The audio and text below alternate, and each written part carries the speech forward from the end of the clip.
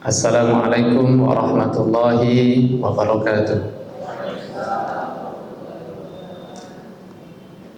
Alhamdulillahi rabbil alamin, hamdan katsiran thayyiban mubarakan fihi kama yuhibbu rabbuna wa yarda.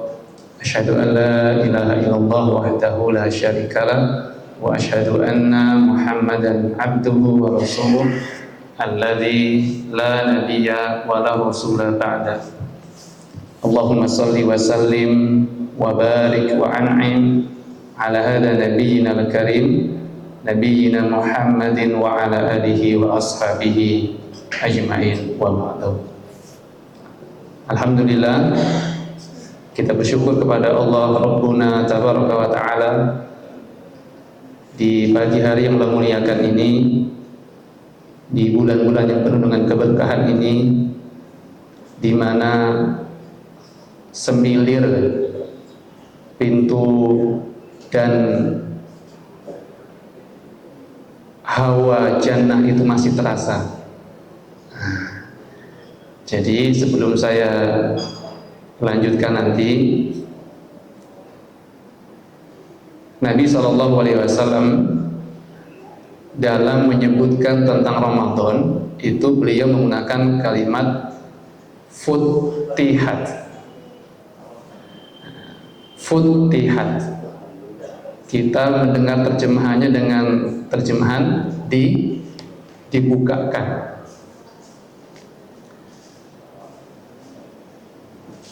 Kenapa tidak menggunakan kalimat futihat? Ada rahasia yang memang dibincangkan oleh para ulama salafus salih. Nabi kan menggunakan kalimat futihat. Futihat abwaabul jannah. Padahal ada kalimat yang hampir sama juga. Itu kita dengar, namanya futiha. Tidak menggunakan tasydid. Kalau futiha, ini saya buka pintu, misalkan pintunya ada 2 daun, maka kalau kita katakan futiha, satu daun dibuka, itu sudah disebut futiha. Intinya sudah terbuka, meskipun belum semua. Kalau kita punya, atau di rumah ini ada 5 pintu, satu pintu kita buka, yang 4-nya kita tutup, itu juga disebut futiha, sudah dibuka. Tetapi di sini Nabi mengatakan dengan kalimat futihat. Secara redaksi dalam makna bahasa Arab bermakna sighah mubalaghah. Jadi futihat itu dibukanya betul-betul menganga.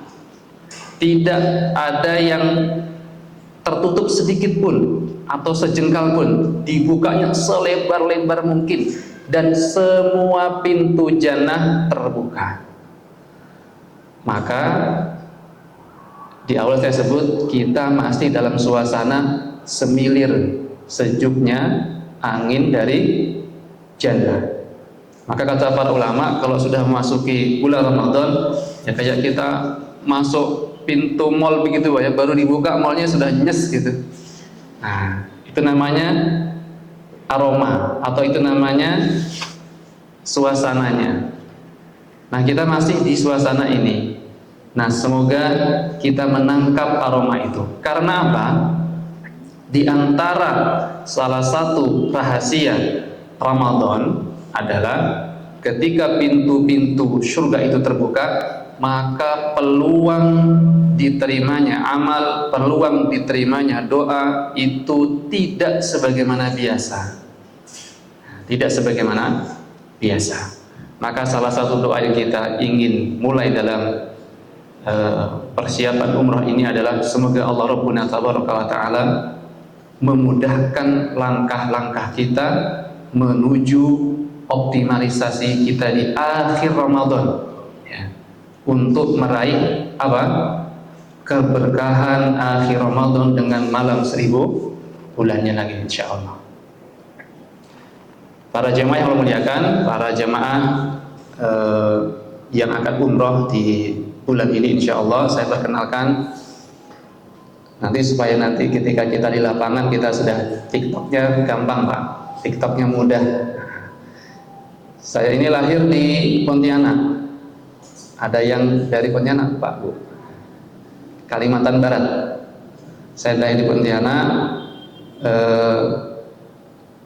S1 saya itu di Dewan Dakwah ini. Dewan Dakwah ada kampus. Mungkin nanti boleh browsing di internet. Kampusnya Sekolah Tinggi Ilmu Dakwah Muhammad Nasir. Jadi kampus pengkaderan dai milik Dewan Dakwah. Adanya di Bekasi. Yang dari Bekasi mungkin ada Pak ya dari Bekasi? Oh belum ada ya. Ini daerah mana? Oh ada Ibu, Masya Allah. Ya di Bekasinya di Tambun Bu. Di daerah Tambun ada kampus komplek pendidikan Dewan Dakwah di sana. Saya sehari-hari saya mengajar di sana. Saya dosen tetap di sana. Saya wakil rektor di sana. Nah, jadi saya alumni di sana sampai jadi wakil rektor di sana juga. Ya, ditetapkan ditinggal di sana. Sehari-hari tinggal di sana. Nah, jadi kalau ada yang dari Bekasi, insya Allah kita nanti bisa ketemuan di Bekasi. Dan insya Allah kalau belum keluarga sudah Bu ya, alhamdulillah saya anak baru 5, baru 5 insya Allah. Yang ke-6 sedang proses ini. Ini anak saya yang pertama kelas 2 SMA. Nah, yang paling kecil masih kelas belum, masih umur 3 tahun lah, insya Allah. Nah, insya Allah perkenalannya singkat saja dulu. Intinya saya nanti yang akan diamanahi oleh Budaya Safari ini membersamai bapak-bapak sama ibu-ibu. Nah, jadi jangan canggung. Nah, sejak awal kita sudah kenalan. Tadi namanya siapa Pak? Nah, Imam ya, panggil aja Ustadz Imam gitu. Sehari-hari saya dosen, saya cuma di satu kampus, saya nggak mengajar di yang lain-lain karena memang saya ditempatkan di situ dan memang harus nongkrongin di situ sampai 24 jam. Bahkan saya tinggal di asramanya mahasiswa karena mahasiswa itu berasrama 24 jam saya tinggal di sana. Nah, meskipun sudah sekarang rumahnya sudah agak dipindah di luar, tapi saya masih mengurusi mahasiswa karena mahasiswa kita ini berasrama Pak, berasrama 24 jam full dan kita membersami mereka. Intinya itu perkenalan singkat dulu. Nanti kita sambil jalan kita akan sebanyak ngobrol lah. Para jamaah yang Allah muliakan, tema kita ini adalah kita ingin membangun motivasi menuju umroh di Ramadan ini. Sebelum kita membangun motivasi dan visi umroh kita ingin baca sekilas dulu. Ya, kita ingin menyampaikan sekilas dulu keutamaan umroh secara umum, ya, agar kita punya gambaran kita ini akan dapat apa ketika umroh. Nah, ini secara umum dulu. Secara umum umroh utamanya apa, baru nanti keutamaan di Ramadan. Jamaah yang Allah muliakan, Nabi SAW ya, ketika ditanya oleh salah seorang wanita Ansar, sebagaimana hadis yang diriwayatkan oleh Ibunda Aisyah, Nabi ketika ditanya, qultu ya Rasulullah, 'alan nisa'i jihadun, wahai Rasul, kalau wanita ada nggak jihadnya? Laki-laki itu kan banyak jihad, pahalanya luar biasa, engkau sebutkan dengan beragam bentuk pahala. Kalau nisa bagaimana? Kami wanita-wanita bagaimana? Maka kata Nabi SAW, na'am alaihinna jihadun la qitala fihi al-hajju wal umrah. Ya, bagi kalian wanita ada jihadnya, tetapi jihadnya tidak berperang menghasung pedang, tidak. Jihadnya adalah haji dan umrah. Maka kata para ulama ketika melihat hadis ini, para ulama menyebutkan ibadah umrah dan ibadah haji bisa menyamai pahala jihad. Ya. Apalagi kalau itu yang dilakukan oleh pertama wanita, karena wanita tidak memiliki peran dalam jihad yang besar sebagaimana laki-laki. Di masa Nabi SAW, ya wanita lebih banyak tetap di rumah. Meskipun ada 1-2 peristiwa wanita ikut jihad, itu ada. tetapi lebih banyak porsi mereka di rumah. Dan kata para ulama pula, meskipun hadis ini tertuju kepada wanita, tetapi bagi laki-laki yang tidak turun ke medan jihad dalam banyak uzurnya, dalam banyak kondisinya, maka dia pun bisa meraih pahala ini, yaitu dalam bentuk ibadah haji dan ibadah umroh. Pilihannya bisa dua, ibadah haji bisa atau umroh pun bisa. Berarti umroh itu bernilai jihadun fi sabilillah. Nah, itu poin pertama. Yang kedua, nanti ada 3 poin berdasarkan hadis yang ada, ya. Nabi SAW, kalau kita berumroh, ternyata fungsi umroh itu adalah kafarah, ya. Fungsi umroh itu adalah sebagai kafarah. Kafarah itu menghapus, menghilangkan, ya. Maka atau menutupi, ya. Kafarah, orang kafir itu orang yang kafarah, orang yang tertutupi dia dari kebenaran. Maknanya adalah kafarah itu menutupi dosa-dosa kita atau menghapuskan dosa kita. Posisi umrah itu adalah, kata Nabi SAW dalam hadis sahabat Abu Hurairah, al-umratu ilal umrati kafaratun lima bainahuma. Umrah yang satu dengan umrah yang kedua, dia posisinya adalah memberikan kafarah dosa-dosa kita dari umrah mungkin dulu tahun 2017 sampai dengan sekarang. Mungkin umrah sebelumnya tahun 2010 dengan sekarang. Masya Allah, dia berarti menghapus masa lalu, menghapus kesalahan dosa di masa lalu. Wal hajju mabrurun laisa lahu jazaa'un illal jannah. Kemudian Nabi menyebutkan tentang ibadah haji, ya. Yang mana ibadah haji, ya, kalau dia mabrur maka balasannya adalah surga. Nah, ini adalah keutamaan umrah. Dia sifatnya menjadi kafarah. Yang ketiga, ini terkait dengan kondisi di dunia. Nah, termasuk juga kondisi di akhirat. Nabi nyebut di sini kondisi dunianya apa? Kita lihat. Umroh itu termasuk satu pintu dan sarana yang paling efektif sekali untuk menghilangkan kefakiran, kekurangan. Fakir dalam hadis ini adalah fakir dalam filmal, fakir dalam hal harta. Silahkan diuji coba.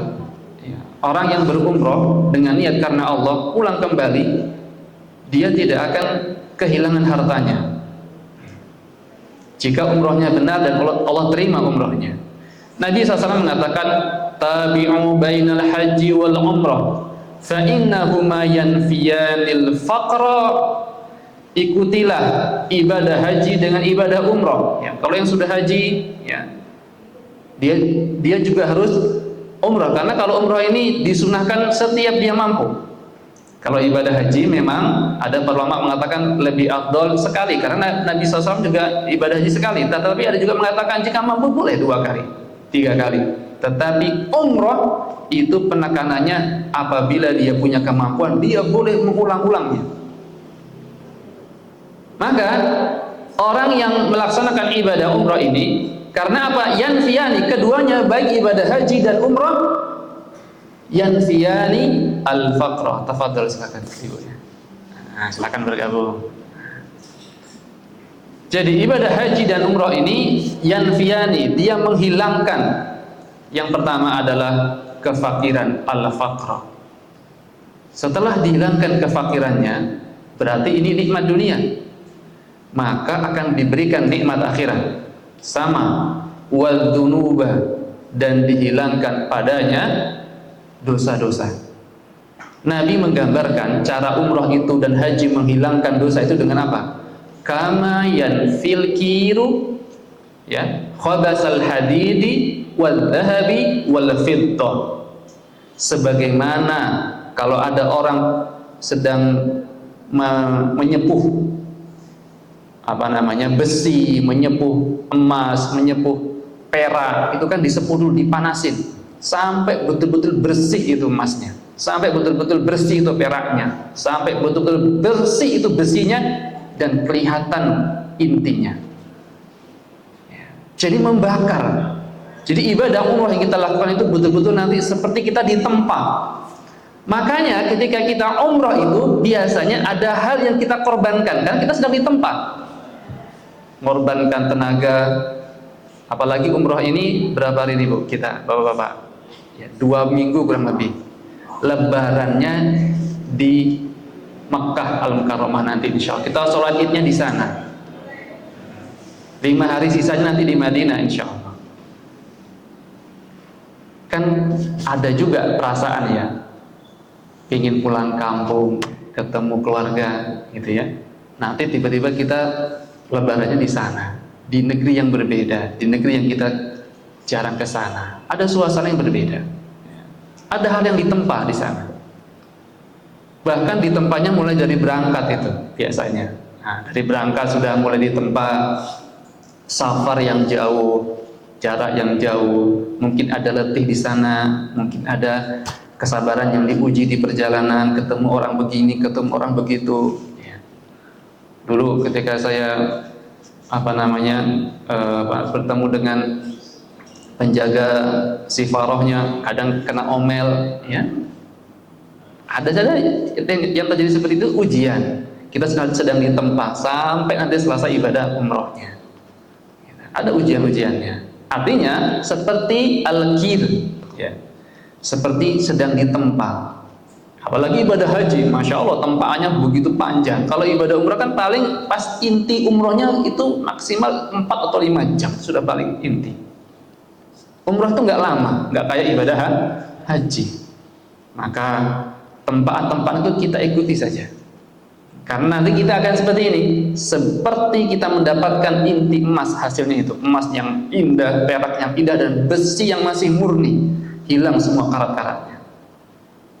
Bahkan tempaan yang terakhir yang paling terasa itu apa? Rambut. Nanti kalau sudah waktunya tahalul ini,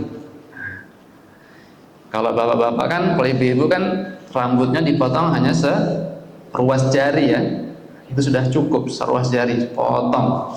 Nah, bapak-bapak itu ada pilihan, mau dipotong gundul plontos betul ya, atau cuman dipotong separuh atau sebagian.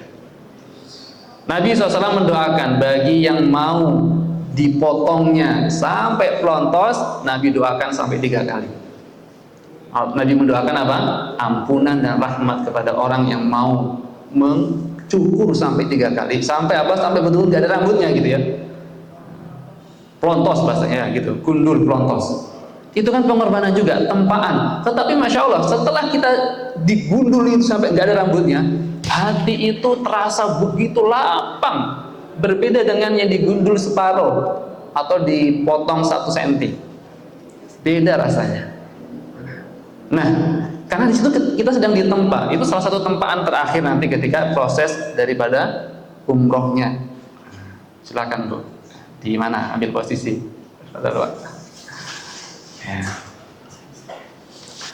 Jadi ini keutamaan umroh secara umum dulu Pak ya, ibu-ibu sekalian, para jemaah. 3 hal ini. Pertama apa tadi? Menyamai jihad. Kedua sebagai kafarah. Ketiga menghilangkan kefakiran, dan yang keempatnya termasuk di sini tadi apa, hampir sama dengan sebelumnya, juga menghilangkan dosa-dosa. Sama. Jadi kita ambil 3 poin. Nah, karena umrohnya ini tidak di hari-hari dan bulan-bulan biasa, kita umroh di bulan istimewa dari semua bulan yang ada dalam Islam, maka tentu ada perbedaan umroh di hari biasa dengan hari ini.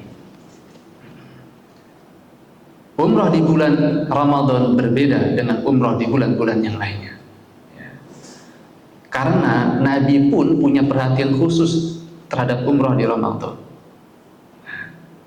Plus Ramadan ini bertemunya keutamaan-keutamaan dalam satu waktu. Nanti kita akan sebutkan kaidah para ulama bagaimana ketika muncul satu keutamaan dan keutamaan berikutnya di satu waktu dan di satu tempat. Efeknya apa? Kita ketika membahas umroh Ramadan, kita masuk dulu sebuah kisah pendek. Ini kisah pendek di masa Nabi. Jadi dikisahkan dari riwayat Imam sahabat Ibnu Abbas. Hadis ini diriwayatkan Imam Al-Bukhari dan Imam Muslim. Jadi suatu ketika Nabi SAW itu bertanya kepada salah seorang wanita Ansor. Kira-kira pertanyaannya, wahai ibu, kenapa tidak ikut ibadah haji bersama kami? Karena Nabi waktu itu sedang berangkat haji, ya. Ini haji Nabi SAW. Waktu itu karena ibu ini ditinggal, ya, yang berangkat itu suami dan anaknya. Maka wanitanya menjawab, ibunya menjawab, kami itu hanya punya 2 ekor unta, wahai Nabi. Unta pertama itu dipakai oleh suami dan anak untuk berangkat haji. Sementara unta yang satu lagi itu untuk mengairi kebun, untuk membantu kami merawat kebun. Maka Nabi SAW ingin memberikan tasjih, ingin memberikan motivasi. Seharusnya kamu harusnya berangkat. Yang lain pada berangkat, harusnya berangkat. Tapi oke lah, karena ada kondisi yang seperti ini bisa dimaklumi. Tetapi Nabi tidak ingin wanita ini kehilangan pahala ibadah hajinya. Haji bersama Nabi, karena berbeda haji berangkat sendiri dengan haji ditemani oleh Nabi SAW. Maka Nabi SAW mengatakan kepada wanita ini dan memberikan saran, fa idza jaa Ramadan fa'tamiri. Nanti kalau Zulhijjah sudah berlalu, nanti ketemu Ramadan, hendaklah engkau melakukan umroh. Oke, haji sekarang nggak ikut, tapi nanti kalau ketemu Ramadan, lakukanlah umroh. Fa'tamiri. Fa'ina umrotan fihi ta'dilu hajjatan ma'i. Bukan hanya hajjatan, tetapi hajjatan ma'i. Karena ibadah umroh di Ramadan itu setara sebanding dengan ibadah haji yang aku ada di dalamnya. Seolah-olah ini Nabi sedang menggambarkan kepada wanita itu, nanti Ramadan kamu umroh, pahalanya sama dengan kamu melakukan haji yang aku ikut serta di dalamnya. Tetapi keikutsertaan Nabi ini bukan betul-betul ada di situ, ya, arwahnya ikut sama Nabi, tidak. Tetapi ini keutamaannya, seolah-olah Nabi akan membersamai kita dalam ibadah hajinya. Jadi umroh kita di Ramadan itu, Masya Allah, ada nilai plusnya memang dibanding dengan 3 keutamaan dalam umroh yang umum tadi. Umroh di bulan-bulan yang lainnya itu dapat 3 keutamaan tadi diantaranya. Tetapi di ibadah umroh Ramadan ada iktidal, ada perbandingan khusus, dia seperti haji bersamaku, ya, yang aku ikut di dalamnya. Kapan kita bisa haji bersama Rasul? Sudah nggak ada lagi waktunya. Kapan kita bisa ibadah haji yang Nabi ikut membimbing kita untuk haji? Sudah nggak ada lagi.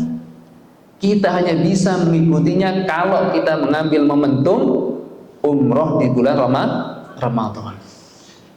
Cuman kan, saya yakin ibu-ibu semuanya, kita semuanya paham, apalagi kultur Indonesia, yang namanya mau ibadah umroh di Ramadan itu mikir. Karena di rumah itu banyak sekali kebersamaan keluarga, kolak, macam-macam itu, ya, gorengan. Nanti nggak ketemu di sana suasana begitu, jarang. Apalagi kalau sudah Idul Fitri, enak sekali, ya. Kalau apalagi kalau sudah Idul Fitri pulang kampung, ketemu kakek, nenek, ketemu tetangga, Masya Allah, nikmat sekali. Tetapi ketika seseorang meluangkan waktunya untuk umrah di Ramadan, Nabi mengganjarnya dengan kalimat hajjatan ma'i, seperti haji yang aku ada di dalamnya. Masya Allah, ya. Oke, di sini kita sudah menangkap kelebihannya. kelebihan yang juga tidak boleh kita lupa. Selain tadi ibadah haji yang Nabi SAW ikut di dalamnya, kita ini akan bertemu dengan dua keutamaan besar. Sebenarnya banyak keutamaan yang akan kita temukan dalam satu waktu, tetapi ini ada dua keutamaan besarnya. Yang pertama, kita mengambil momentum bukan hanya Ramadan saja, tetapi Ramadan yang paling klimaks, yang paling tinggi derajatnya. Apa? Ashrul awakhir, 10 hari terakhir. Di awal boleh, di tengah boleh, kita mengambil yang paling tinggi, yaitu akhirnya. Karena ingat, innamal a'malu bil khawatim. Amal itu akan dilihat bagaimana kita mengakhirinya. Nah, Ramadan itu bukan bagaimana kita rame-rame di awalnya, bukan itu. Ramadan bukan bagaimana rame sesak tarawih di awal, giliran sudah di ujung tinggal satu soft. Tetapi Ramadan itu adalah bagaimana kita mengakhirinya. Nah, insya Allah Bu, para jamaah sekalian, bapak-bapak, kita akan mengakhirinya ini di akhir Ramadan yang di sana puncaknya keutamaan.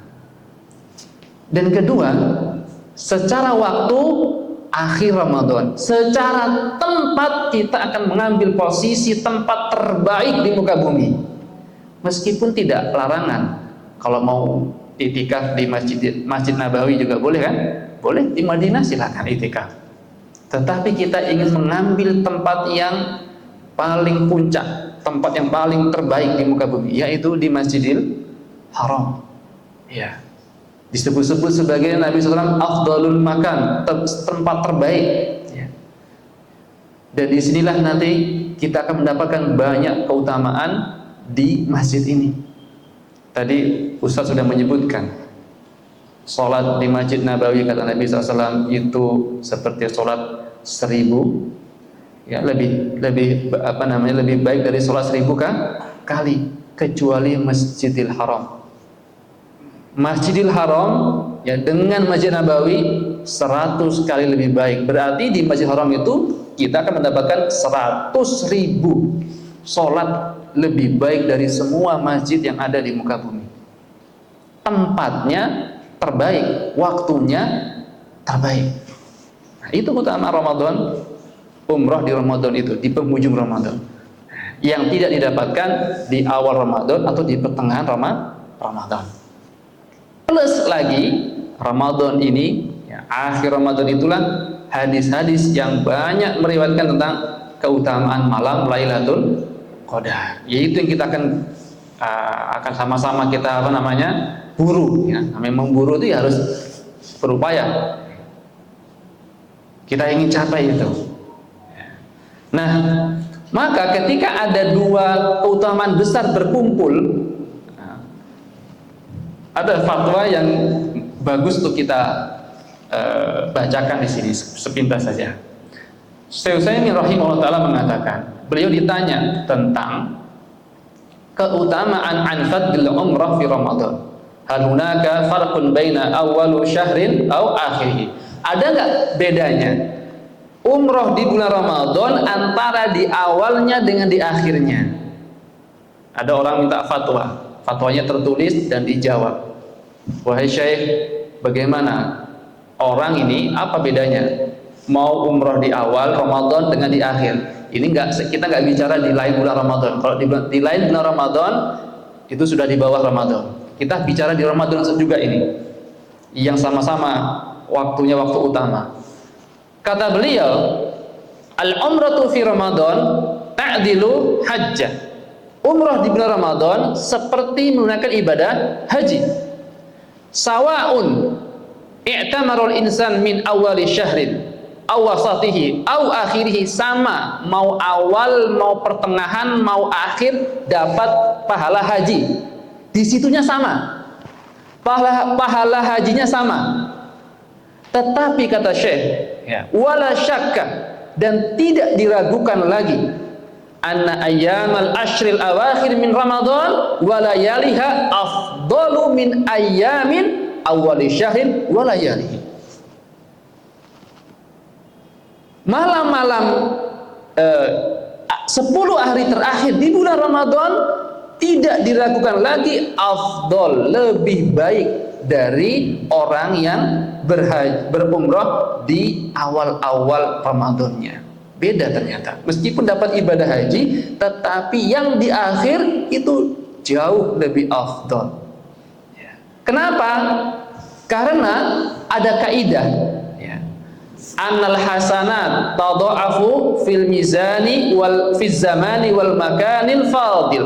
Kalau ada dua kebaikan, yang satu dari sisi tempat, yang satu dari sisi waktu, itu bertemu, maka tentu saja ini melahirkan kaidah bahwasanya al-amalu sholih fihi afdal. Amal soleh di dalamnya menjadi lebih baik karena beda. Karena posisinya apa?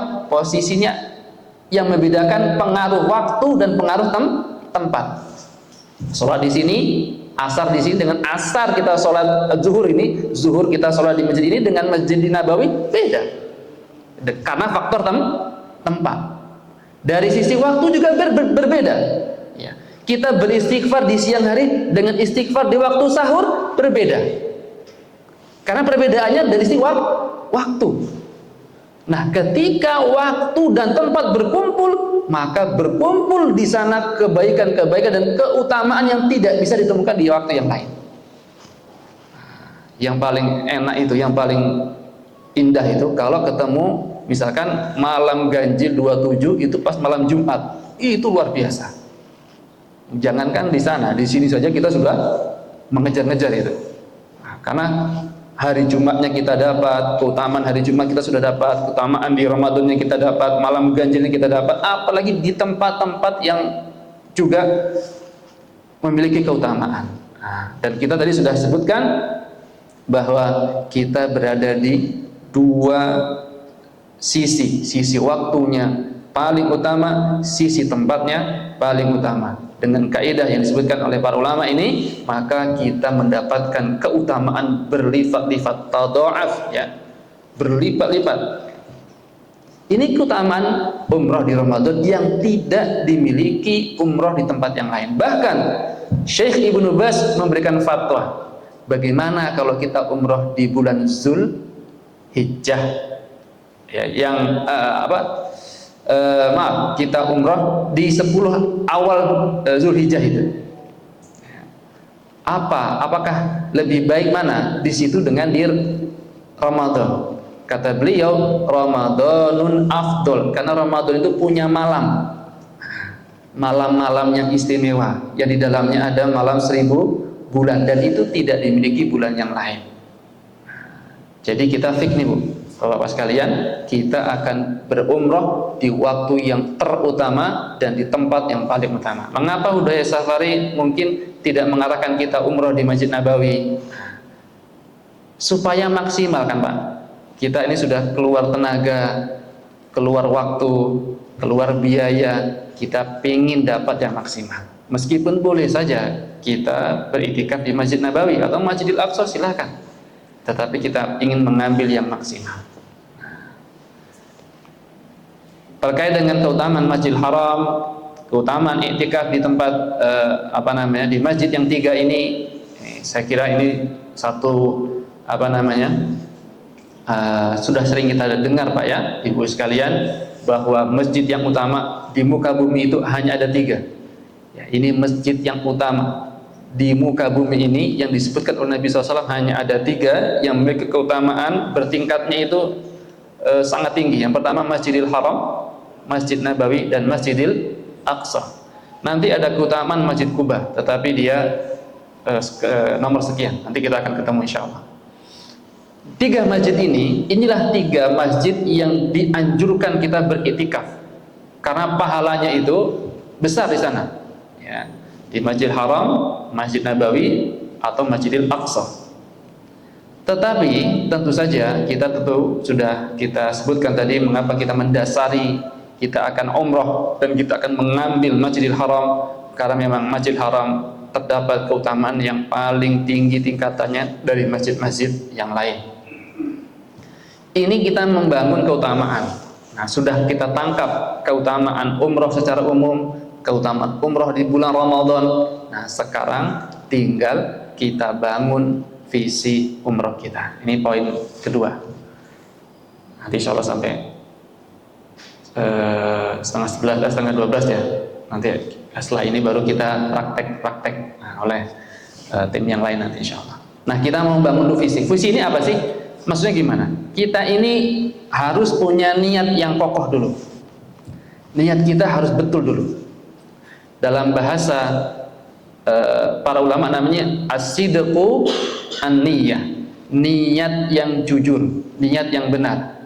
Ya. Jadi kita perlu membangun visi umroh ini berdasarkan apa? Niyah as-sadiqah, niyah yang jujur, niat yang benar. Sebenarnya ada kisah ya yang cukup menarik kalau kita ungkap. Nanti mungkin kita akan beberkan kisah ini dalam kajian-kajian kita nanti halaqah-halaqah di Masjidil Haram, tentang bagaimana Nabi pernah mengucapkan kalimat begini kepada salah seorang badui.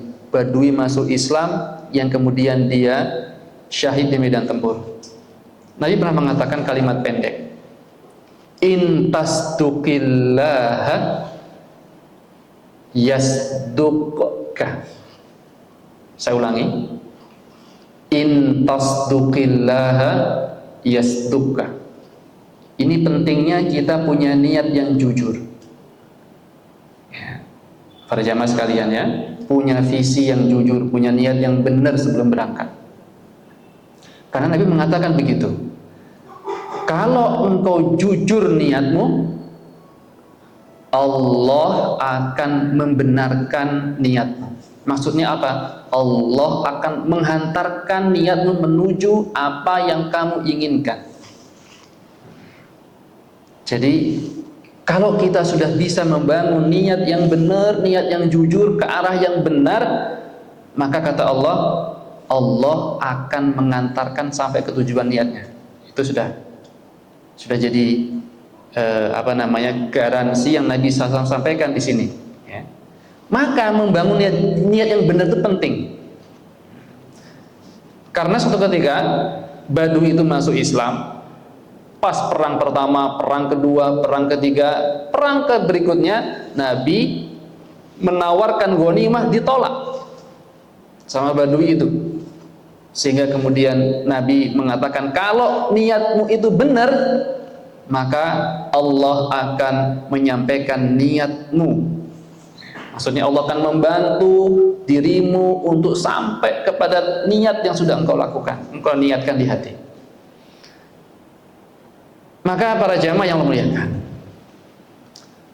tapi saya boleh tanya Pak ya, tanya dulu nih, mungkin sambil ini, yang sudah pernah umrah sebelumnya angkat tangan Pak, yang sudah pernah dulu, supaya kita sama-sama rojaah. Hampir 10% ini, hampir separuh, 30% lah ya, sepertiganya kayaknya sudah ini, alhamdulillah. Jadi nanti saya punya teman, jadi saya ini pembimbing muda, jadi perlu didamping oleh para seyuh-seyuh nih. Saya senang ini, nah, para orang tua, karena gimana pun anak muda itu perlu bimbingan. Jadi kita semua ya, nggak peduli siapa orangnya, dari apakah dia orang biasa sampai dia seorang alim ya, semua kita tentu punya masa lalu. Kita punya masa lalu. Kalau kita flashback, ya banyaklah kita yang paling tahu siapa diri kita ya, kita yang paling tahu kapan diri kita benar, kita yang paling tahu kapan diri kita salah, dan kita yang paling tahu kapan diri kita ingin menjadi baik. Kita yang paling tahu. Maka saya sebagai pembimbing yang diamanahkan nanti untuk membersamai jamaah semuanya, sama-sama saya pribadi juga ya, kita ini ingin menaruh harapan masa depan dari berkaca dengan masa lalu menjadikan kaca untuk perbaikan di masa depan. Ada nasihat menarik Imam Ibnu Jauzi, saya dahulukan. Imam Ibnu Jauzi mengatakan begini, man ahabba tasfiyatal ahwal falyajtahid fi tasfiyatil a'mal. Dalam sekali ini, ngena sekali.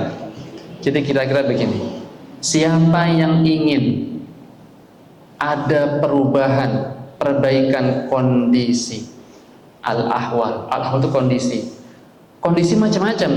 Mungkin kondisi di kita ini pernah sempit dada kita dengan kondisi hutang. Mungkin kita pernah sempit dada kita dengan kondisi suami. Mungkin pernah dada kita sempit dengan kondisi istri.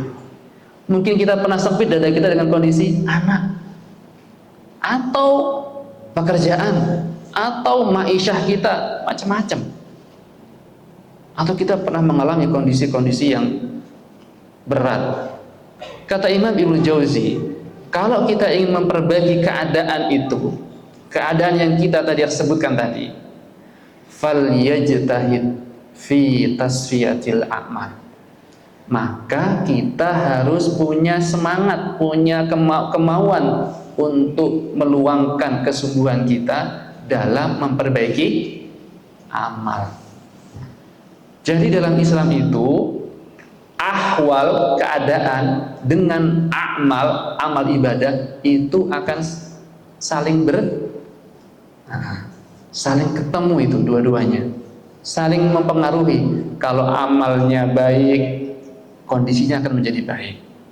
Kalau amalnya buruk, ya dia dalam amal ibadahnya banyak sekali hal-hal yang tidak benar, maka akan pengaruh kepada kondisi hidupnya. Nah, maka kita ingin Ramadan ini adalah Ramadan yang akan membawa harapan perbaikan dari apa yang Allah titipkan kepada kita. Kita banyak ujian, banyak masalah, banyak kondisi yang kita mungkin tidak harapkan. Kita salah satunya ingin menitipkan harapan di Ramadan itu, di umroh ini, bahwa Allah berkenan menyelesaikan semuanya. Dua-duanya, aspek ruhiyah kita dan aspek non-ruhiyah kita. Aspek hubungan kita kepada Allah dan aspek kondisi keadaan kita di dunia. Kita perlu kebaikan dua-duanya ini. Kita memerlukan kebaikan dunia dan akhiratnya. Hubungan dengan Allah semakin baik dan kondisi dunia kita juga semakin baik. Maka untuk menggapai dua-duanya ini, sukses dua-duanya ini di Ramadan, di umrah Ramadan ini, kita sama-sama ingin pasang niat.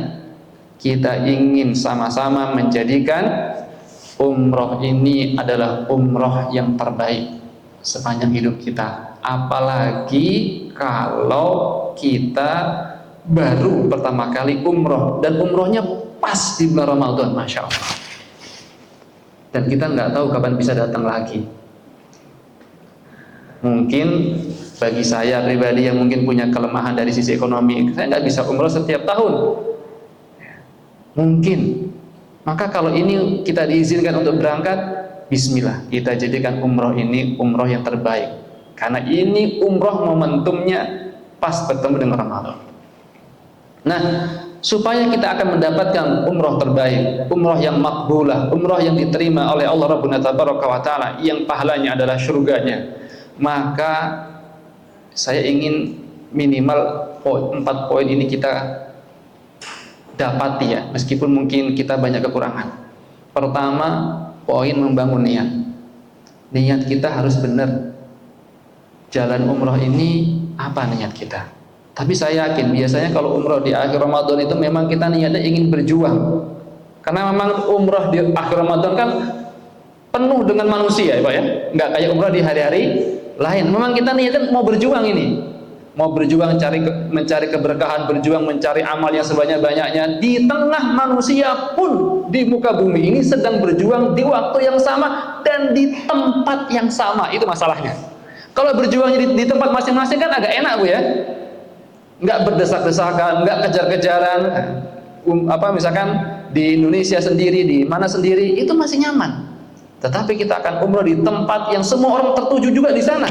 Orang juga sudah siap seperti kita, mempersiapkan tenaga, mempersiapkan harta, mental untuk ibadah nanti di Masjidil Haram itu dengan waktu 10 hari terakhir tadi. Maka sama-sama bismillah, kita atur niat sama-sama. Kita akan berumrah ini dengan niat karena Allah Subhanahu wa taala, dan kita niatkan ini adalah umrah terbaik. Kalau kita sudah niatkan itu, sebagaimana hadis Nabi tadi, intastuqillaha yasdukka, Allah lah yang akan mempermudah kita mencapai niat yang sudah kita tanamkan. Kita ingin niat kita ini menjadi umrah terbaik, Allah akan bantu untuk mencapai ini menjadi umrah terbaik kita. Nah, jadi begitu. Intastuqillaha yasdukka. Kalau benar niat kita, Allah akan membantu kita untuk mencapai niatan kita tadi. Niat kita adalah kita ingin umrah kepada Allah Rabbuna Tabaraka wa Ta'ala, untuk Allah dan untuk Allah, ya, ikhlas karena Allah, dan kita berniat ini menjadi umrah terbaik, sehingga insya Allah kita berharap Allah mudahkan kita sampai kepada umrah yang makbulah, tetapi juga umrah yang terbaik. Maka kita perlu pembekalan. Nah, salah satu pembekalannya hari ini dengerin pemateri menyampaikan, ya meskipun hari-hari puasa agak suka ngantuk dikit, nggak masalah Bu, nggak apa-apa, itu nggak dosa juga. Jadi nikmati saja. Nah, ini kita sedang pembekalan. Nah, boleh nanti membekali diri di rumah, ya, dengan membuka buku-buku. Nanti mungkin kita perlu juga saya sharekan, misalkan ada video-video tentang ilmu terkait dengan umroh yang benar, ya. Nah, membekali ilmu yang benar. Karena juga memang ada nggak Ustaz ilmu umroh yang salah? Ya ada. Ada ibu-ibu umroh buntelin Pak. Jadi pas tawaf itu, kodaro dulu itu kan nggak macet ya, masih saya umrohnya di luar bulan Ramadan. Ada aja ibu-ibu buntulin kain, nanti kainnya tuh diplastikin. Kalau sudah deket Ka'bah, kainnya dicopot, kain itu diusap-usapin di Ka'bah. Ibu kenapa? Ini Pak Ustadz, biar berkah, saya bawa pulang nanti saya pakai di rumah. Bukan begitu cara mencari berkah dalam Islam. Ya. Nanti ya, ada juga sorbannya diusap-usapin di makam Ibrahim, gitu ya. Jadi kacanya dicium-cium gitu, makam Ibrahim itu kacanya dicium-cium, masya Allah. Sedang umroh, artinya kita perlu bekal ilmu yang benar agar kita nanti selamat umroh kita. Oleh karena itu kita nanti yang ketiga, mari sama-sama kita nanti melaksanakan umrah itu sesuai dengan sunnah Rasul SAW. Bagaimana Rasul contohkan, kita akan berupaya mendekati dan berjuang sampai mendekati seperti yang Nabi SAW ajarkan dalam umrah itu. Makanya nanti ada dua pembimbing yang akan membersamai kita. Pertama, saya pribadi, ini pembimbing dari sini. Saya akan bersama ibu-ibu. Memang saya akui dan saya harus sampaikan kepada ibu-ibu, ini umroh kedua saya. Nah, jadi umroh kedua, yang ini tentu saja pengalaman kedua saja. Kalau sebelumnya itu bukan di bulan-bulan Ramadan, tetapi ini di bulan Ramadan. Alhamdulillah saya sangat berbahagia bisa menunaikan amanah ini, dan saya ingin saya sama-sama bisa memanfaatkan waktu bersama para jamaah, dan saya ingin membantu semaksimal mungkin para jamaah kalau ada apa-apa terkait dengan ubudiyah umroh. Maka posisi saya diamanahkan sebagai pembimbing ubudiyah pelaksanaan umroh dan pembimbing untuk kegiatan-kegiatan syar'i selama nanti selesai pulang. Itu posisi saya. Jadi ini perlu dikelirkan, saya harus sampaikan di awal. Posisi saya adalah nanti pembimbing ubudiyah umroh, ya, terkait hal-hal terkait ubudiyah boleh ditanyakan. Nanti insya Allah saya coba berikan bimbingan semampu yang saya bisa, ya. Bimbingan syar'inya, baik di Masjid Haram atau nanti ketika kita berziarah ke Masjid Nabawi. Seperti misalkan di Masjid Nabawi ada kesalahan-kesalahan para mu'tamirin, para orang yang melakukan umrah, terutama misalkan nanti lewat ke makam Nabi SAW. Itu sampai dicegah-cegah sama askar, Pak, ya. Itu dindingnya dipaksa pengen dicium-cium, diratap-ratapi, enggak. Nah, ini salah satu ilmu yang perlu kita nanti sampaikan, apa yang boleh, apa yang tidak boleh, mana yang terlarang ya. Jangan sampai nanti kita masuk justru kepada mengandung unsur-unsur kesyirikan. Kita mau umroh, mau membersihkan diri, malah umroh menjadi kotor. Kita harus hati-hati dalam hal ini nanti. Yang kedua nanti ada anak Ustadz Sidik. Nah, Ustadz Sidik ini memang tinggalnya di sana, Pak. Jadi tim budaya safari yang memang tinggalnya sudah di sana, sudah lebih senior dari saya. Kalau nggak salah asal dari Lombok. Nah, dulu waktu umroh juga bersama beliau, Ustadz Sidik ini. Beliau yang masalah-masalah teknis, masalah hotel paling tahu, masalah tempat-tempat di sana paling tahu. Nanti kalau kita city tour, beliau yang paling tahu tempat di mana. Nah, beliaulah tim budaya safari yang nanti akan menjadi mutawif bahasanya. Mutawif itu pendamping dari pembimbing satu kepada pembimbing dua. Pembimbing dua ini mendampingi untuk nanti kita melaksanakan ibadah di sana terkait dengan bandara dan sebagainya. Nah, ini pembimbing teknis yang mengerti betul kondisi di sana. Nah, beliau ini ya, beliau ini sudah, saya nggak tahu sudah puluhan tahun itu sudah sejak kapan beliau di sana. Yang jelas beliau tinggal sudah lama di sana ya. Dari sejak mungkin 2010 atau 2009, saya agak lupa. Nah, beliau sudah lama tinggal di sana. Maka demikian ya, nanti dua proses ini, dua pembimbing ini akan membersamai ibu-ibu semuanya insya Allah. Nah, saya ingin sedikit saja nanti sebelum teknis satu demi satu bagaimana umroh sejak kita berangkat kemudian kita nanti tahallul. Untuk mencapai tadi ya, kita ingin mencapai umroh itu umroh yang betul-betul maksimal. Salah satunya kita pasang niat tadi sudah. Kita sudah berupaya untuk belajar. Ada hal yang ingin kita tekankan, ini penekanan. Karena agar umroh itu betul-betul benar ya. Selain nanti kita akan poin keempat tadi, memaksimalkan umroh Ramadan dengan i'tikaf, memperbanyak ibadah dan lain sebagainya. Nanti memang begini ya para jamaah sekalian, di masa i'tikaf ini mungkin kita akan jarang ada taklim atau ketemu untuk taklim. Karena memang pertama semangat kita itu pengennya selalu ada di Masjidil Haram. Itu poinnya itu. Kalaupun nanti ada pertemuan-pertemuan, mungkin kita akan atur 1 atau 2 kali kita akan ketemu, mencas kembali, menyampaikan poin-poin penting terkait dengan ibadah di sana.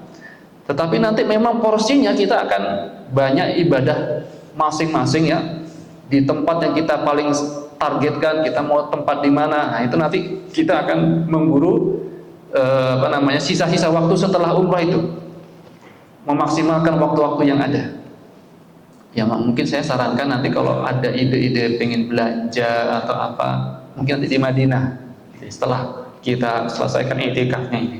Meskipun boleh-boleh saja kalau mau ada hal-hal yang ingin dicari di sana, nanti bisa kita konsultasikan kepada kami agar kami carikan waktu yang tepat. Tapi ya, penekanannya adalah kita ingin ibadah kita itu, agar ibadah kita diterima dalam umroh ini. Poin kedua, 2 poin ini jangan sampai lepas. Pertama, niat kita harus ikhlas. Sudah, jangan niat nanti pengen selfie, pengen apa, sudah itu nanti agenda nanti. Jangan sampai masuk di agenda awal. Kita niatnya karena Allah, kita ingin ibadah. Kita ingin memaksimalkan malam 1000 bulan. Kejar habis-habisan di sana. Ikhlas sudah dapat, 2 harus ada syaratnya yang kedua, yaitu harus al-ittiba, harus ngikut contoh Nabi. Nah, itu. Ini yang juga nggak mudah ya. Karena kalau ikhlasnya sudah, yang keduanya nggak kita ambil, maka ibadah kita tertolak. Atau sudah benar tapi nggak ikhlas, sama juga.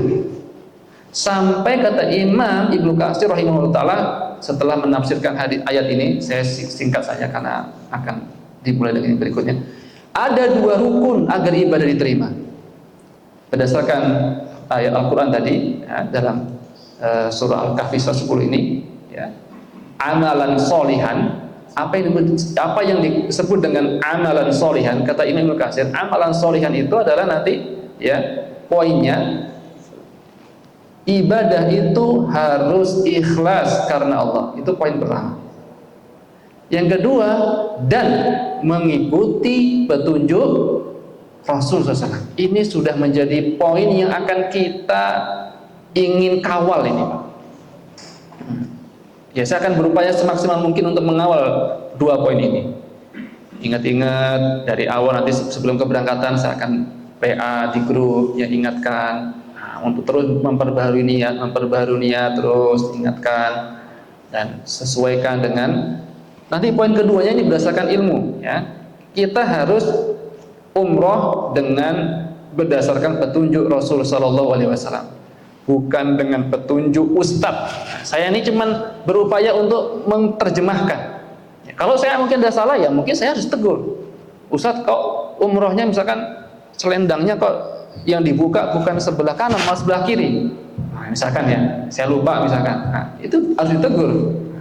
Karena yang disunahkan adalah yang dicontohkan sebelah kanan yang terbuka bahunya, misal. Ini dua ini harus kita pegang sama-sama. Sehingga ketika kita sudah mencapai ikhlas, mencapai sesuai sunnah, maka disinilah poin kita. Kita akan berasumsi dan kita yakini bahwa ibadah ini sudah sempurna kedua syaratnya. Maka Imam Fudail bin Iyad juga punya pandangan yang sama, bahwa ibadah itu pertama harus ikhlas, kedua harus namanya as-shawab. Ikhlas dan shawab, ikhlas dan benar. Ikhlas itu apa? Ikhlas itu dikerjakan semata-mata karena Allah. Benar itu apa? Benar itu apabila mencocoki sunnah. Was-shawabu idza kana 'ala sunnah. Yang disebut benar ibadah itu kalau dia sesuai dengan sunnah. Ini poin ini yang perlu kita pegang sama-sama. Nah, sehingga ya kita ingin ibadah itu maksimal.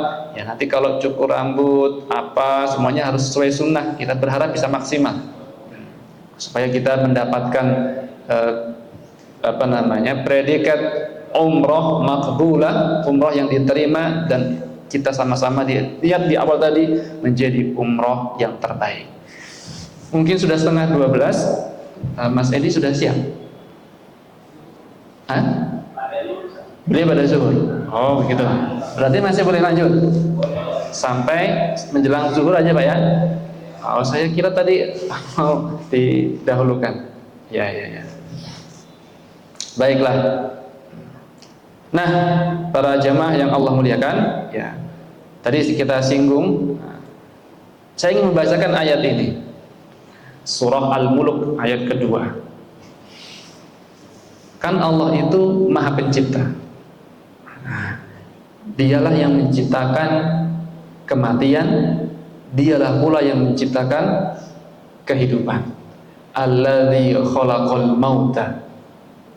Karena kita kan awalnya nggak ada apa-apa, maka disebut maut, mati. Baru kemudian kita hidup. Wal hayata. Allah yang menciptakan kondisi mati, Allah yang menciptakan kondisi hidup.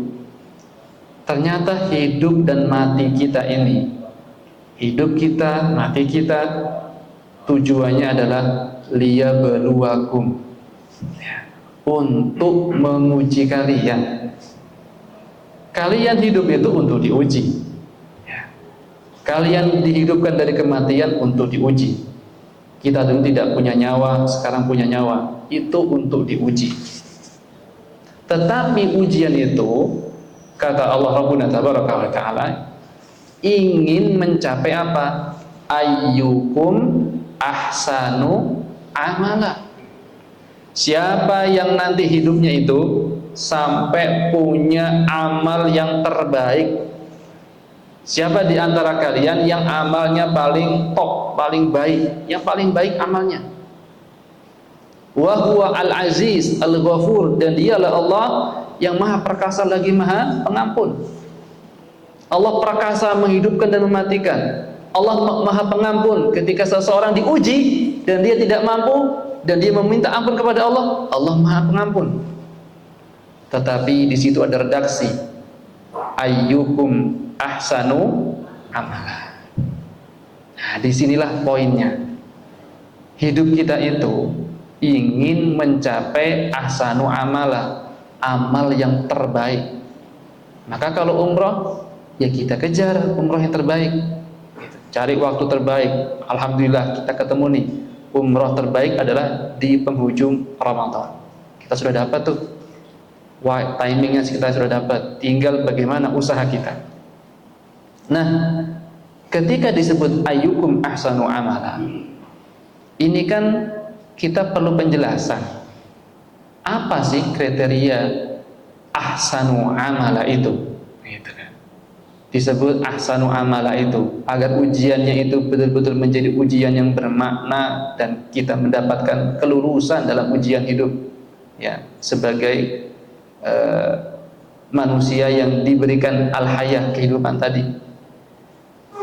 Maka Al-Imam Fudail ibn Iyad, salah seorang tabi'in, kalau disebut tabi'in berarti beliau masih berjumpa, ya, dengan generasi sahabat.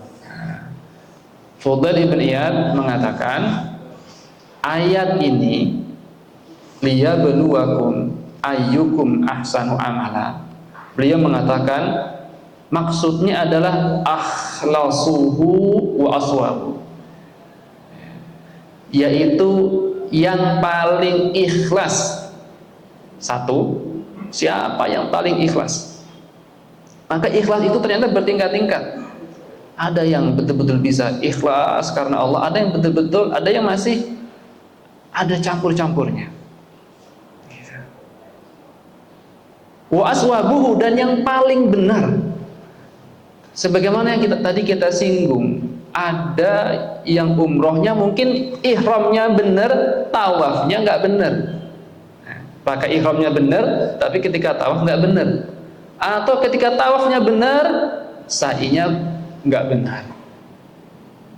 Atau ketika sa'inya benar, tahallulnya nggak benar. Jadi mana yang disebut paling benar itu?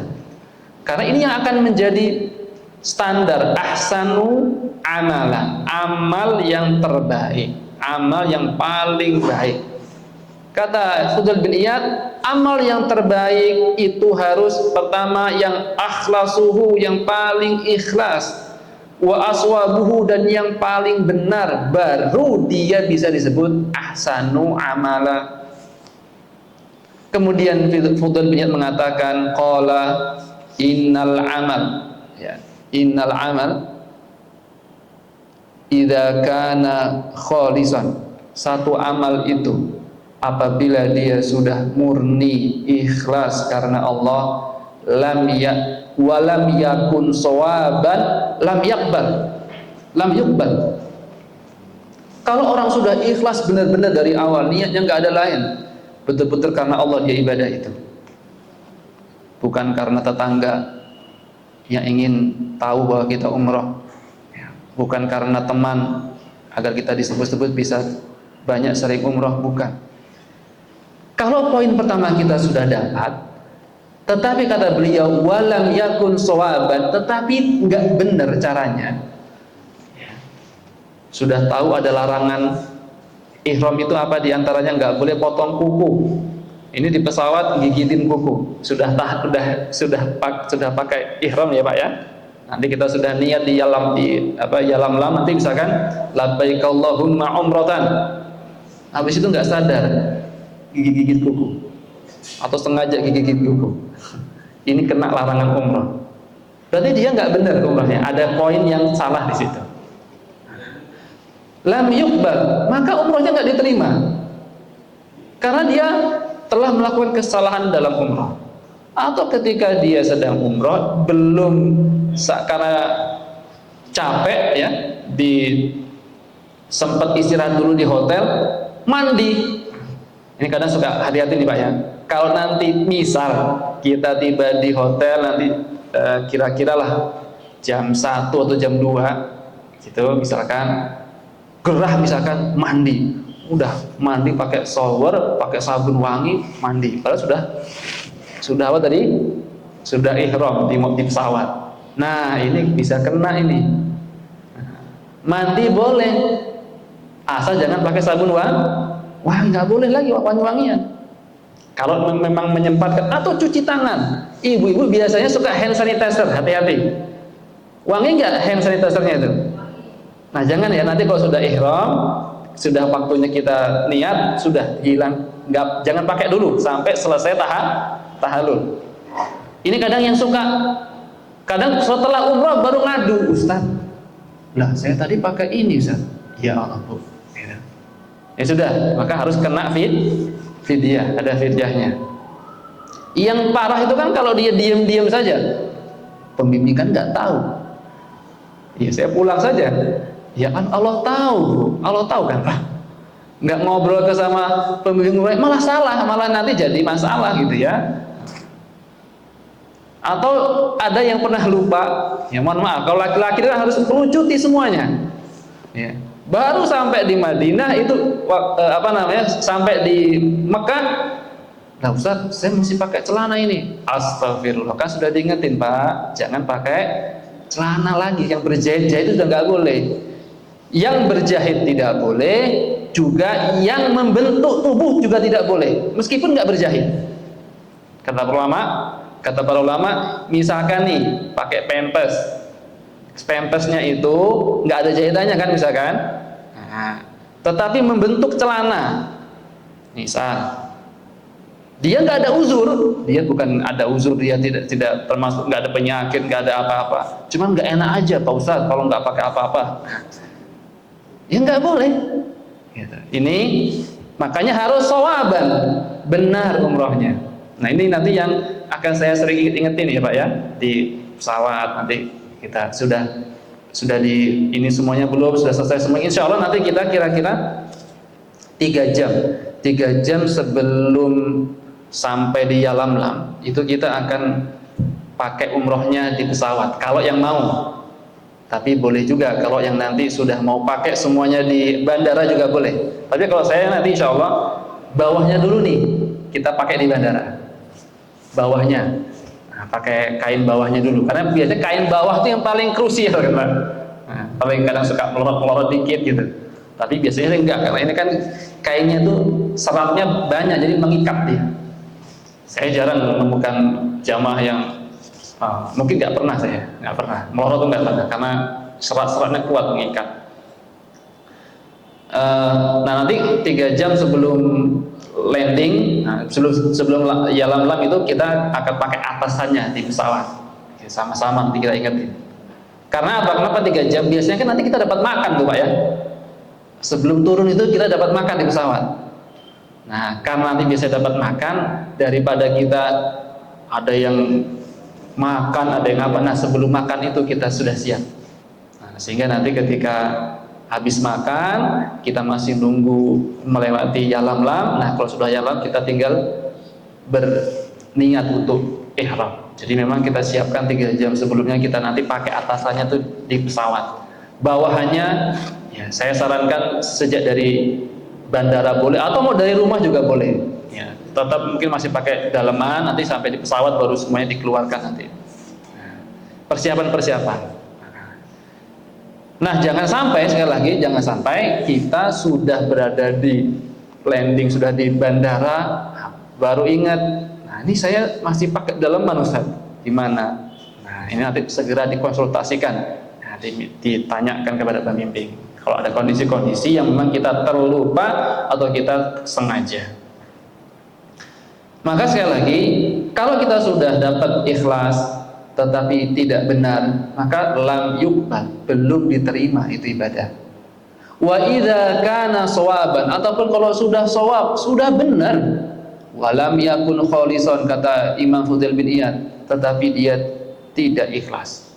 Ibadah sudah benar, sudah betul-betul mencontoh, tetapi syaitan itu dahsyat sekali mengintai kita. Nah, silakan Ibu. Nah, mungkin kita dapat bisikan tertentu, pengen kayak teman-teman, kalau umroh cepat bisa diketahui teman-teman, selfie. Ada dulu Ustaz tolong dong difotoin, aduh ya lagi umroh minta foto Bu di depan Ka'bah. Kalau dulu kan masih nggak terlalu banyak orang ya, Tapi ini lagi umroh, lagi proses tawaf itu coba, masya Allah. Ini kadang dorongan yang perlu kita kikis-kikis dulu ya, bapak-bapak sekalian juga nih. Nah, kita sama-sama fokus dulu selesaikan untuk menjaga keikhlasan. Saya khawatir kita ikhlas umroh kita tuh berakhir di depan Ka'bah, padahal belum selesai tahallul. Ya. Kita sudah rusak dengan niat yang tidak benar, sudah posting langsung. Boleh nggak Ustaz setelah tawaf kita posting HP? Ya sebenarnya nggak ada larangan. Ya. Tawaf itu kita boleh juga berbicara, meskipun Nabi mengatakan seperti sholat, kas-sholat, seperti sholat, tetapi di sana ternyata sahabat juga berbicara. Nabi tidak larang. Ketika tawaf, ketika sa'i, ada bicara sedikit, nggak masalah. Tetapi jangan ngobrol terus menerus. Ya. Jangan sampai tadi terkotori dengan niat kita pengen diketahui sedang umroh Ramadan. Jangan. Sama-sama. Ini bisikan syaitan yang luar biasa. Apalagi kita sekarang di zaman yang penuh dengan semuanya medsos. Gatel kalau nggak disampaikan di medsos. Sudah. Bismillah, kita medsosnya kita ini kan dulu, kita kabari orang tua, kabari keluarga bahwa saya sudah selamat, saya sudah sampai di sini, saya sudah tahallul, sudah selesai, tinggal ibadah, itu boleh. Jangan di media sosial yang semuanya orang perlu tahu. Untuk menjaga apa? Menjaga keikhlasan. Ikhlas itu berat. Ikhlas itu tidak ringan. Para ulama juga menyebutkan beratnya ketika seseorang sudah berbicara ikhlas, itu sudah berat. Ya. Siapapun akan berat ketika bicara tentang ikhlas itu. Ustadz juga berat. Maka kita jaga dulu. Nah, kata beliau lagi, hatta yakunu khalisan shawaban, sampai berkumpul dua-duanya antara ikhlasnya ia dan shawabnya dia dapat. Wa qala, dan Fudail mengatakan khalisan, al-khalis maksudnya adalah apabila kana lillah azza wa jalla, ibadah itu untuk Allah azza wa jalla, itu disebut dengan ikhlas. Wasawabun, dan sawab benar itu apabila idza kana ala sunnah, apabila ibadah itu sesuai dengan sunnah. Nah, itulah apa namanya faktor yang akan memenuhi syarat utama sebagai ahsanu amalah. Ikhlasnya dia kuat, sesuai dengan sunnahnya dia juga pegang teguh. Nah, baru dia dapat tuh ahsanu amalah.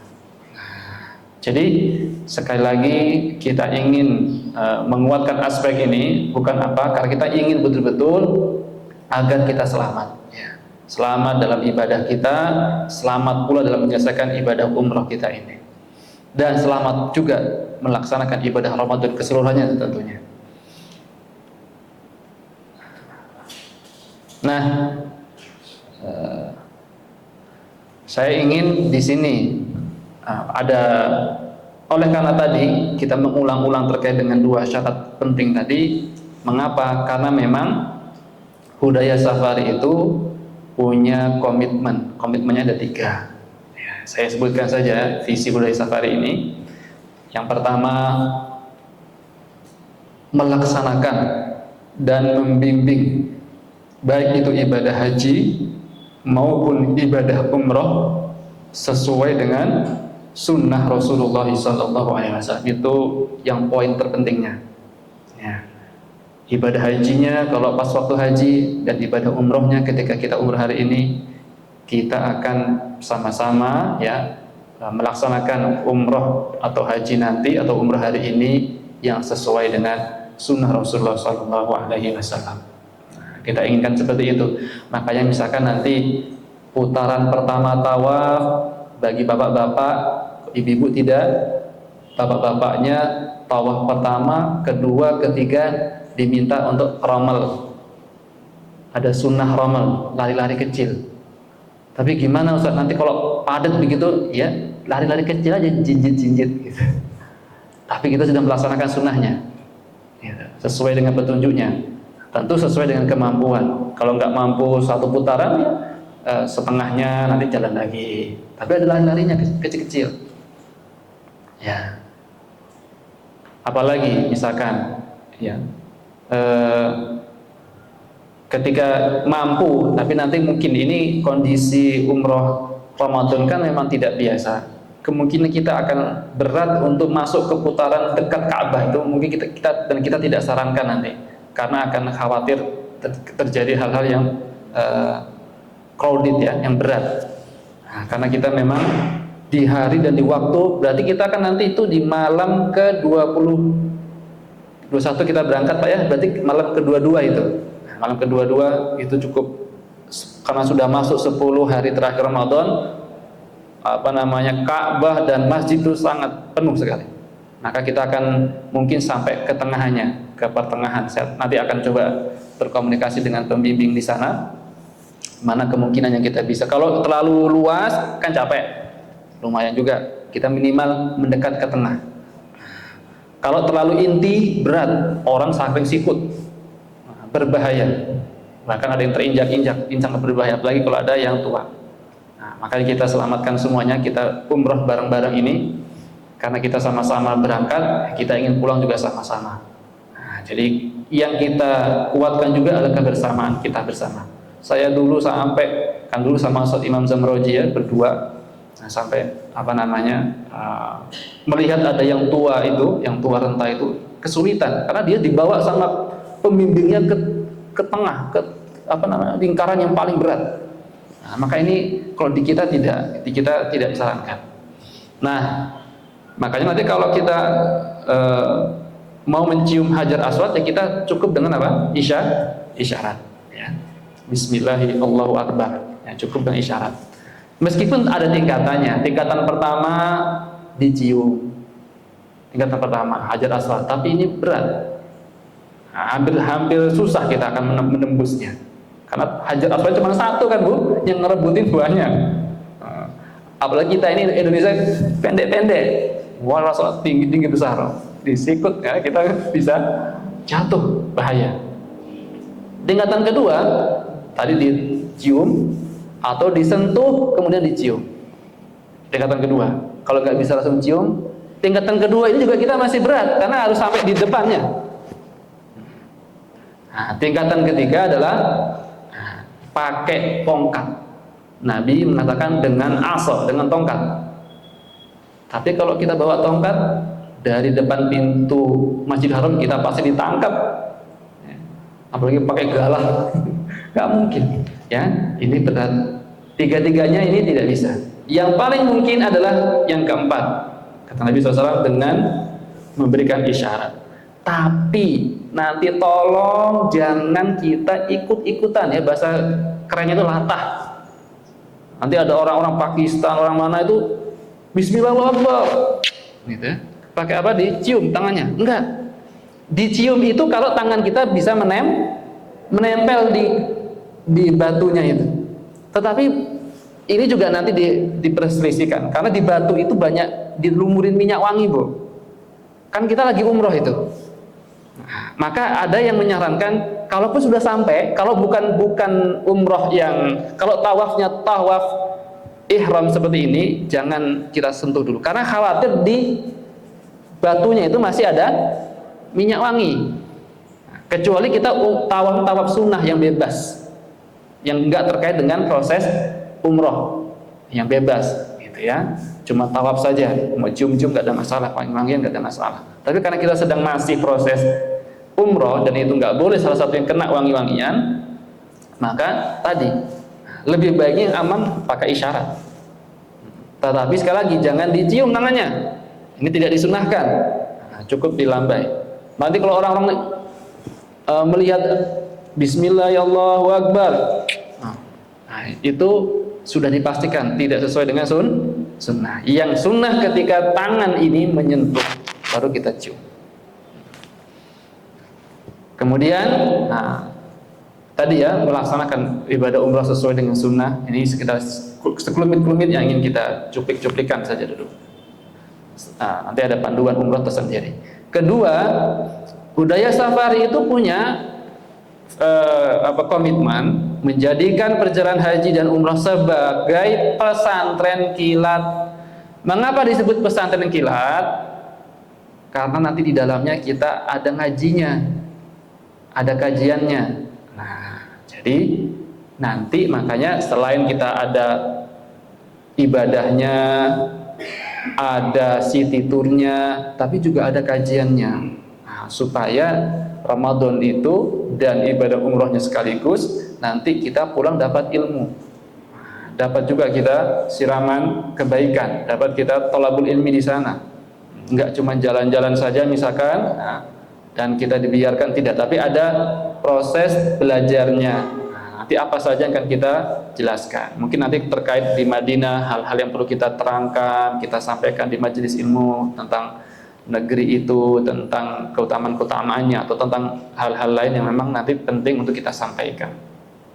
Intinya di situ nanti akan dibekali dengan ilmu. Maka nanti ketika di bis pun ya, nanti saya akan banyak ngasih sesuatu, ngasih penyampaian ilmu ya, supaya kita tidak membiarkan di waktu-waktu yang sangat baik di sana, di tempat yang baik ya, kita banyak menimba. Nah, sehingga kita maksimalkan, meskipun nanti kita sudah akhir Idul Fitri di sana, masih tersisa 5 hari pun, nah kita tetap nanti ada di situ, tetap ada ibadah ya. Jangan lupa nanti di Masjid Nabawi ada keutamaan juga, ada raudhahnya di sana, ada tiang Ibunda Aisyah, macam-macam. Nanti kita akan berupaya mencapai titik-titik yang memang diutamakan dan disunahkan di sana. Ya. Haji dan umrah sebagai pesantren kilat. Yang ketiga, menjadikan jamaah haji dan umrah sebagai pendukung dakwah. Nah ini, karena ketika para jamaah semua sudah memilih budaya safari, itu secara otomatis bapak-bapak, ibu-ibu sudah menyisihkan dari biaya yang dikeluarkan untuk ibadah haji ataupun umroh, itu nanti oleh pihak budaya safari itu akan disokong, akan diberikan haknya untuk kegiatan dakwah di Dewan Dakwah Islamiyah Indonesia ini. Terutama salah satunya contohnya budaya safari kemarin menggelontorkan hampir 100 juta lebih ya, untuk kita sedang kemarin mahasiswa kita kirim hampir 150 sekian untuk disebar di pelosok-pelosok daerah selama bulan Ramadan. Ini tahun ini di bulan Ramadan. Nanti akan berangkat lagi di bulan Juli. Kalau Ramadan ini cuman 40-an lebih hari ya. Nah, ada letakkan di NTT, di Papua, di macam-macam. Ada 154 mahasiswa di 80-an titik. Itu biayanya luar biasa. Nah, budaya safari termasuk yang support untuk membiayai pengiriman dai itu. Nanti bulan Juli kampus kita ini kan akan wisuda S1-nya. Jadi S1 kita itu Bapak sekalian itu full beasiswa. S1 di STID Muhammad Nasir di Dewan Dakwah itu, di kampusnya ada di Tambun, itu full beasiswa. Yang laki-laki di Tambun, yang akhwat ada di Cipayung. Itu full beasiswa. Termasuk budaya safari mensupport pendanaannya. Jadi dari mana? Salah satunya dari para jamaah sekalian. Jadi para jamaah ini ketika umroh di budaya safari itu termasuk mendukung dana dakwah yang dilakukan oleh Dewan Dakwah kepada umat di Indonesia ini. Nanti bulan Juli kita penempatan dai untuk, kalau itu kan tadi kafilah dakwah Ramadan itu 2 bulan. Nanti kalau penempatan dai-nya itu 2 tahun. Lulus S1 itu ditempatkan 2 tahun di pedalaman. Nanti kalau kita lihat sekali ya, nanti saya share video-video di pedalaman. Mahasiswa-mahasiswa kita atau alumni kita yang keluar masuk hutan, nanti insya Allah kita akan share nanti di grup kita sebagai bukti bahwasanya ibu-ibu dan para bapak sekalian itu harta yang dikeluarkan melalui budaya safari itu benefitnya adalah ibu-ibu tidak hanya bisa umroh, tetapi ibu-ibu dan bapak semuanya menolong dana dakwah, menyokong dana dakwah itu. Dan ini punya nilai plus, ibadah hajinya dapat, infaknya juga dapat. Itu komitmen budaya safari. Ya. Satu, melaksanakan ibadah haji dan umrah sesuai dengan sunnah Rasul SAW. Yang kedua, menjadikan ibadah haji dan umrah sebagai proses pesantren kilat kita. Dan yang ketiga, menjadikan jamaah haji dan umrah untuk sebagai pendukung dakwah. Saya mungkin akan akhiri ya. Ini sudah 10 menit lagi, sudah mau masuk waktu zuhur. Mungkin ini yang bisa saya sampaikan. Sekali lagi, nanti kita akan banyak bersua kembali di lapangan dan di grup. Nanti mungkin dari Budaya Safari akan menjelaskan di mana titik-titik kita nanti akan berada, sehingga nanti kita akan berkoordinasi dengan pemimpin di sana ya. Nah, kita di mana saja posisinya. Karena yang saya dengar nanti ada beberapa hotel yang sudah disiapkan. Nanti kita akan maksimalkan tempat-tempat itu untuk kita saling bersilaturahim ketika kita di sana dan ketika kita berangkat nanti. Barakallahu fikum. Sekian dari saya. Subhanakallahumma bihamdika asyhadu an la ilaha illa anta astaghfiruka wa atubu ilaik. Wassalamualaikum warahmatullahi wabarakatuh. Labbaik Allahumma labbaik. Budaya Safari, hidupkan sunnah, jalin ukhuwah, raih barokah.